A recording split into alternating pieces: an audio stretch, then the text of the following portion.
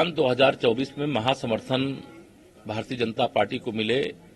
और माननीय नरेंद्र मोदी जी को तीसरी बार देश का प्रधानमंत्री बनाने के लिए महाविजय मिले, इसके लिए संपर्क का अभियान चलता है और बहुत सफलतापूर्वक उत्तर प्रदेश में भी चल रहा है, पूरे देश की 543 लोकसभा क्षेत्रों में चल रहा है। और पीडीए का मतलब मैंने कल बताया था कि श्री अखिलेश यादव जी के पीडीए का मतलब पी फॉर परिवारवाद है, डी फॉर दंगा कराओ है और ए फॉर अपराधियों का साथ देना है। तो इनका पीडीए पिछड़े, दलित और अल्पसंख्यक के लिए नहीं, गुंडागर्दी को उत्तर प्रदेश में बढ़ावा देने के लिए है, कानून व्यवस्था के विरुद्ध आचरण करने के लिए है। ये शराफत की राजनीति छोड़ चुके हैं और यह जो इनका सर्वोच्च था 2019 के लोकसभा में था और 2022 के विधानसभा में था, अब सपा समाप्तवादी पार्टी होगी। सर, ममता बनर्जी, अखिलेश यादव, झारखंड के मुख्यमंत्री हेमंत सोरेन, सब लोग इसमें नहीं, सारे लोग एकत्र हो जाएं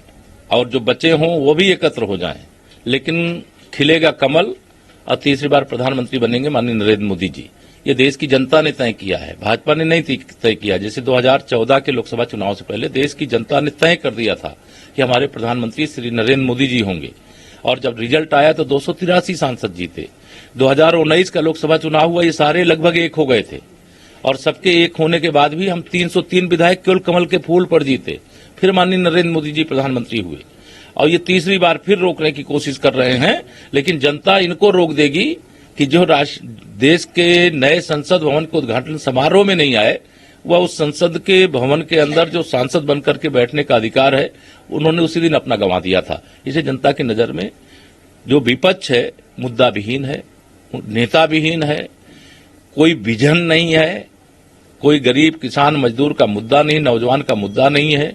देश की सीमाओं की सुरक्षा का मुद्दा नहीं, देश की प्रतिष्ठा बढ़ाने का मुद्दा नहीं, देश की अर्थव्यवस्था मजबूत करने का मुद्दा नहीं। सर, एक आखिरी सवाल इसके साथ दादा, इसके साथ ही जो धर्मगुरु है, चाहे मुस्लिम धर्मगुरु हो, शिया धर्मगुरु हो, उन्होंने इसका विरोध किया है, जिसके बाद मुख्यमंत्री पुष्कर धामी ने ये बात कही है कि देश में समान नागरिक संहिता की आवश्यकता। उन्होंने कहा कि देश भर के लोगों को हमेशा से अपेक्षा रही है कि इसे लागू किया। देखिए, भारतीय जनता पार्टी की वैचारिक मुद्दा है।